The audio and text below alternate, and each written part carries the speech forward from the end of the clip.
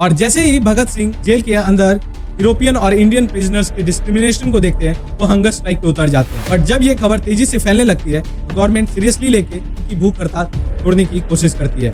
Pipe तक मुंह में डालकर दूध पिलाया जाता है ताकि उनकी भूख हड़ताल को तोड़ा जा सके। रविंद्रनाथ घोष, हंसराज वोहरा और जय गोपाल ये तीनों ब्रिटिशर्स के अप्रूवर्स बन जाते हैं। और प्लान के अकॉर्डिंग 9 अगस्त को ये लोग जाते हैं और अच्छे से एग्जीक्यूट भी कर लेते हैं। राम प्रसाद बिस्मिल और 4 लोगों को फांसी दी जाती है। ये खबर लगते ही जनरल डायर जलियांवाला बाग की ओर निकल जाते हैं और गोली तब तक चलवाई जाती है जब तक उनकी पूरी मैगजीन खत्म नहीं हो जाती। और फिर वो HSR के मेंबर के साथ मिलकर स्पॉट को मारने का प्लान करते हैं। सब कुछ प्लान के अकॉर्डिंग होता है और ये लोग 17 दिसंबर को पुलिस स्टेशन के बाहर जाते हैं और 9 अगस्त की डेट को फाइनल करते हैं।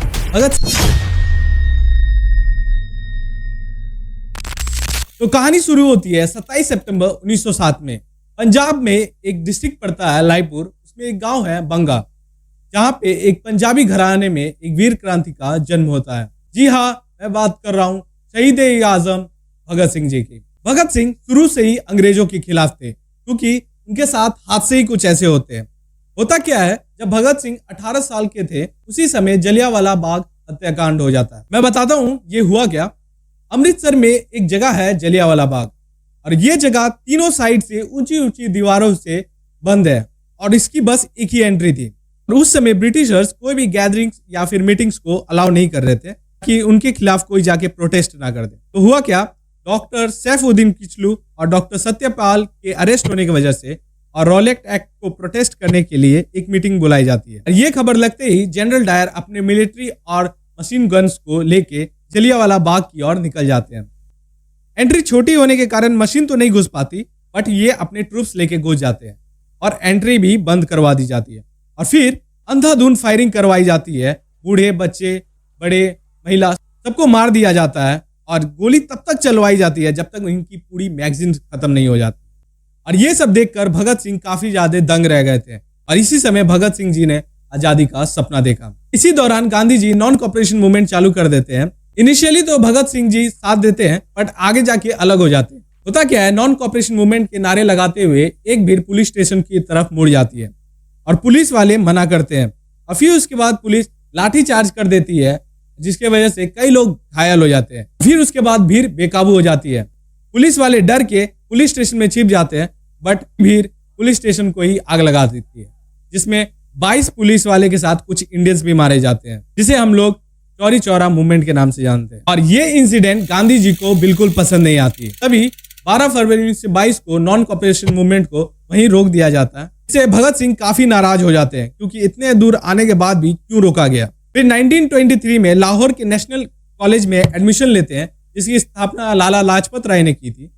भगत सिंह जी को पढ़ने और लिखने के काफी शौकीन थे। ये अधिकतर रिवॉल्यूशनरीज बुक पढ़ते थे और उनकी जगह पे अपने आप को रख के कंपेयर किया करते थे और सोशलिज्म को भी काफी ज्यादा प्रमोट करते थे। और इसी दौरान होता क्या है, एक तरफ तो वो नेशनलिस्ट बन चुके थे और दूसरी तरफ उनके घर पे उनकी शादी की बात शुरू हो जाती।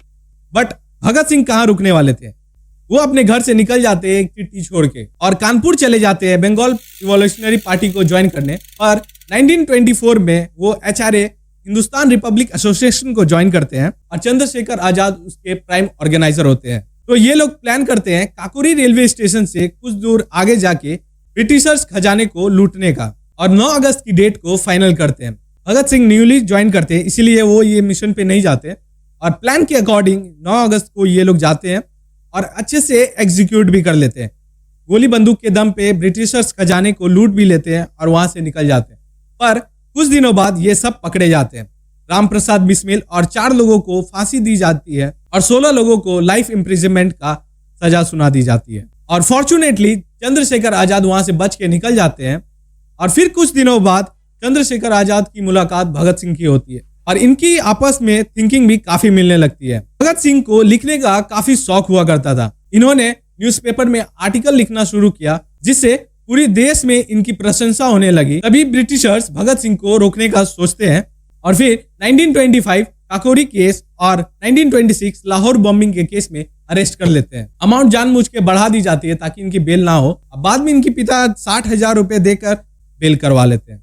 अब हुआ क्या, अब तक तो HRA के कई सारे मेन लीडर्स मर चुके थे। फिर भगत सिंह चंद्रशेखर आजाद को एक उम्मीद देते हैं और सितंबर 1928 को दिल्ली के फिरोज शाह कोटले में एक मीटिंग बुलाई जाती है, जिसमें बंगाल, बिहार, पंजाब के रिवॉल्यूशनरी शामिल होते हैं और इसमें भगत सिंह फ्रीडम फाइटर्स के बारे में और सोशलिज्म की बातें करते हैं और यहीं से एचआरए को बदल के हिंदुस्तान सोशलिस्ट रिपब्लिक एसोसिएशन कर दिया जाता है। अक्टूबर 1928 उस समय पूरे देश के लोग साइमन कमीशन के खिलाफ प्रोटेस्ट कर रहे थे। तभी लाला लाजपत राय प्रोटेस्ट करते हुए एक भीड़ को लीड करते हुए रेलवे स्टेशन की ओर चले जाते हैं।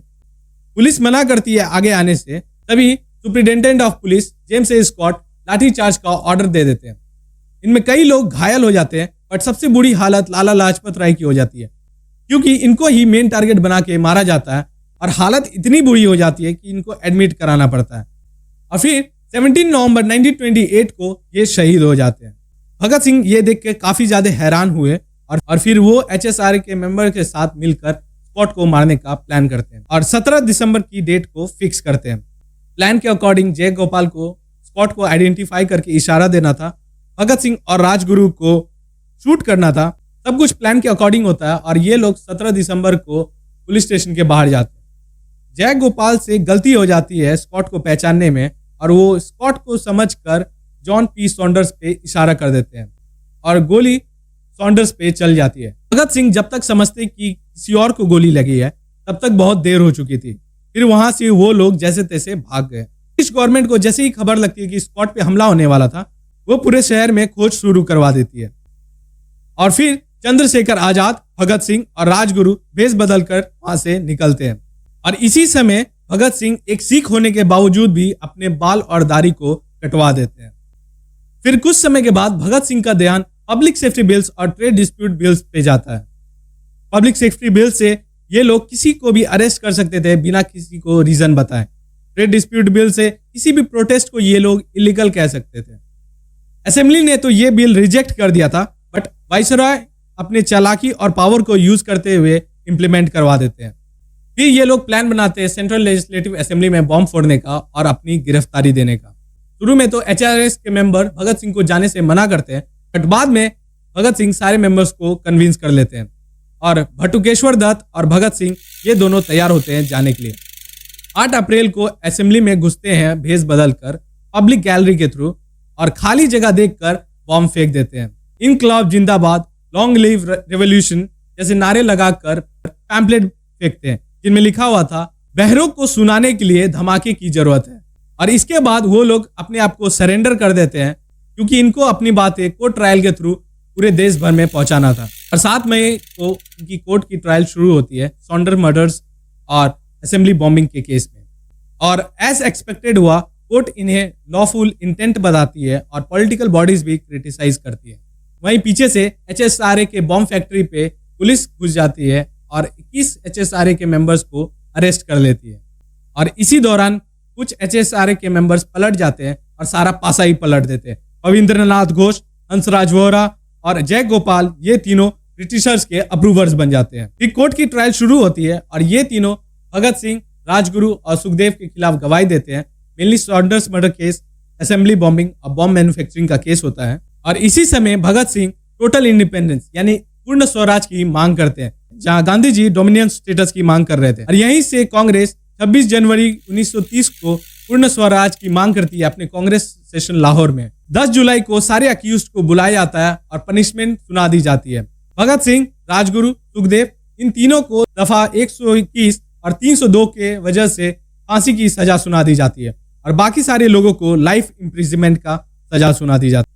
और भगत सिंह जी अपने पिता को भी मना करते हैं रिक्वेस्ट करने के लिए। डेथ सेंटेंस सुनाने के बाद दिल्ली जेल से सेंट्रल जेल म्यांमार में इनको शिफ्ट कर दिया जाता है। और जैसे ही भगत सिंह जेल के अंदर यूरोपियन और इंडियन प्रिजनर्स के डिस्क्रिमिनेशन को देखते हैं, वो हंगर स्ट्राइक पे उतर जाते हैं। अच्छा खाना, साफ कपड़े, पढ़ने के लिए न्यूज़पेपर, बुक्स जैसी चीजों की डिमांड करते हैं।